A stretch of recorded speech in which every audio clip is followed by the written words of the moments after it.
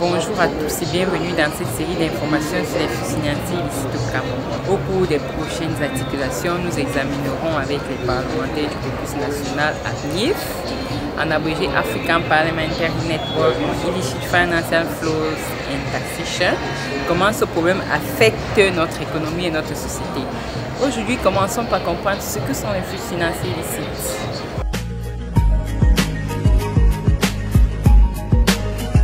Il faut entendre par flux financier illicite de l'argent qui quitte illégalement ou abusivement le pays où il devrait rester pour contribuer aux efforts de développement et à la réalisation des droits de l'homme.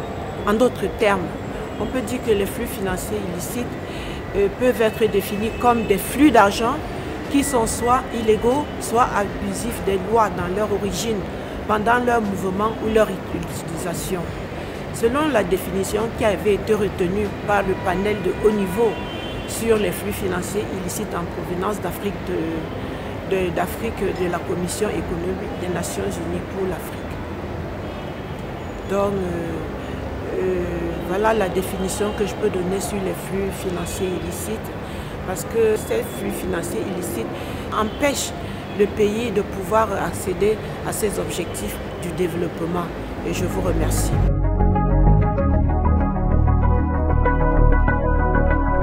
Le CRADEC, avec l'appui financier de la délégation de l'Union européenne, a commis une étude sur les flux financiers illicites dans les échanges commerciaux sur la période 2007 à 2018. De cette étude, le chiffre à retenir est de 31,5 milliards de dollars. Il représente les pertes estimées en lien avec le flux financier illicite sur la période de référence.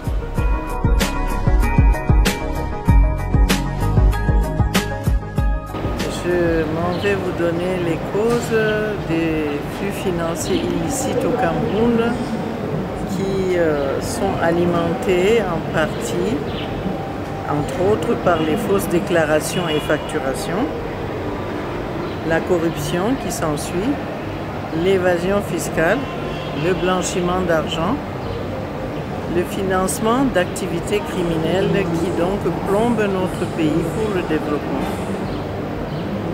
Ensuite, je vois les pratiques abusives liées à des mesures et mécanismes tels que les avantages fiscaux. Il est pour moi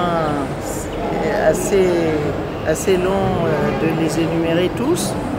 Les accords commerciaux internationaux, il faut revoir.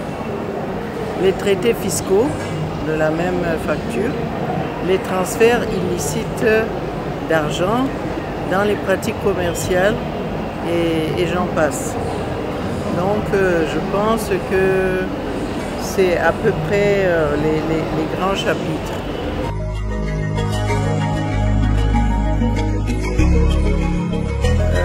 Les conséquences sont vraiment nombreuses et c'est regrettable.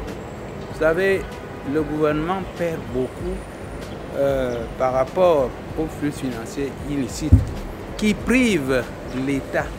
Les flux financiers privent l'État de beaucoup de ressources précieuses pour financer les services publics essentiels tels que l'éducation, les soins de santé, sur le plan culturel et je pense même sur le plan touristique. Bon, les conséquences sont nombreuses. Déjà, notre système éducatif fait face à des défis tels que la prise en charge effective des revendications des enseignants pour leur statut, le manque du matériel pédagogique et des salles de classe adéquates, ceci nuit à l'éducation de nos enfants. Nos hôpitaux manquent beaucoup de médicaments, elles sont sous-équipées et les concitoyens en souffrent. Vous voyez donc que les conséquences sont nombreuses et nous devons efficacement lutter contre les flux financiers illicites.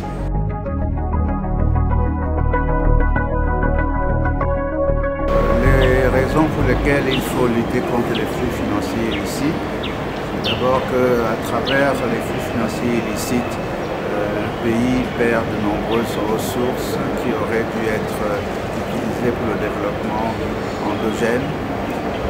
Les flux financiers illicites permettent de baisser ces flux. En conséquence, c'est important de lutter contre eux pour garantir la transparence, pour garantir l'équité fiscale, pour garantir les effets néfastes de l'endettement et en sorte qu'il y ait plus de ressources internes qui aident au développement et notamment aussi à la promotion des droits de l'homme.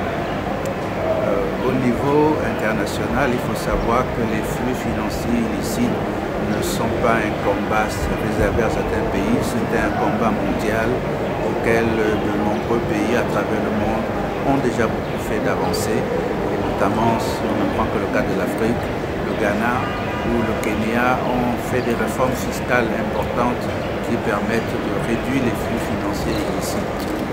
Il est donc important que nous aussi au Cameroun, les parlementaires, luttent pour que les flux financiers illicites baissent à travers des réformes fiscales importantes afin que les ressources additionnelles puissent être générées pour accélérer notre développement.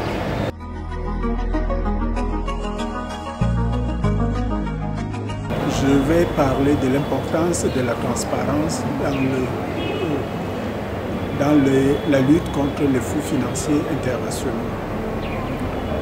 Ce que je peux dire, c'est que la transparence est essentielle pour lutter contre les flux financiers illicites et garantir l'intégrité du système financier national. Nous, en tant que parlementaires, nous avons un rôle crucial à jouer en adoptant des lois qui imposent aux entreprises et contribuables à déclarer intégralement et honnêtement leurs activités financières. Ceci pour rendre plus difficile ces acteurs de l'économie nationale de cacher leur argent illégalement et de réduire substantiellement l'occurrence des flux financiers internationaux.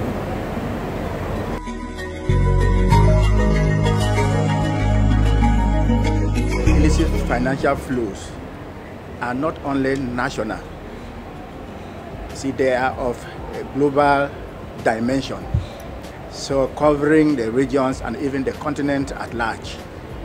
And so that is why Cameroon now, in order to effectively fight against this illicit financial flow, is involved in an international cooperation by signing engagement and contract. Cameroon now, in order to fight these illicit financial flows, which is not only a national problem but an international problem, has now involved in engaging in contractual relationship at the continental level, regional level, with partners. And so that is why it is now possible that we cannot only check to detect the illicit financial flows at the level of the national level, it can also be done at the regional, continental level, and then we detect it, and then we now see what measures to put in place with our own international partners in order to fight this illegality, which is killing our society, which is destroying our economy. So that is the effort that the system has put in place in order to be able to fight against illicit financial flows and tax injustice.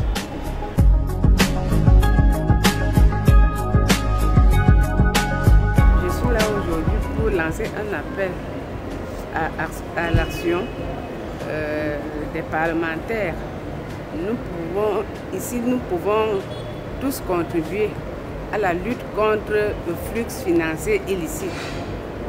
En tant que citoyens, nous pouvons demander plus de transparence à nos dirigeants et surveillants de près les activités des entreprises.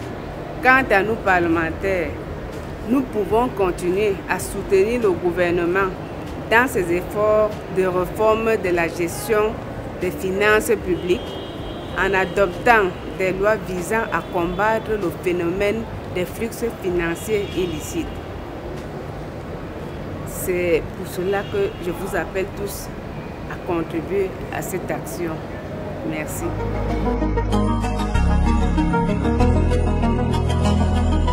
Les flux financiers illicites sont un défi complexe, mais pas insurmontable. En travaillant ensemble, en exigeant la transparence et en soutenant des réformes telles que les échanges automatiques d'informations en matière fiscale, la transparence sur le bénéficiaire effectif, la déclaration des biens et avoirs des responsables de mandats nominatifs et électifs, nous pouvons réduire leur impact sur notre économie et notre société. Restons vigilants en continuant à œuvrer pour un Cameroun plus juste et prospère. Merci de nous avoir rejoints dans la campagne. Arrêtons l'hémorragie sur les flux financiers illicites.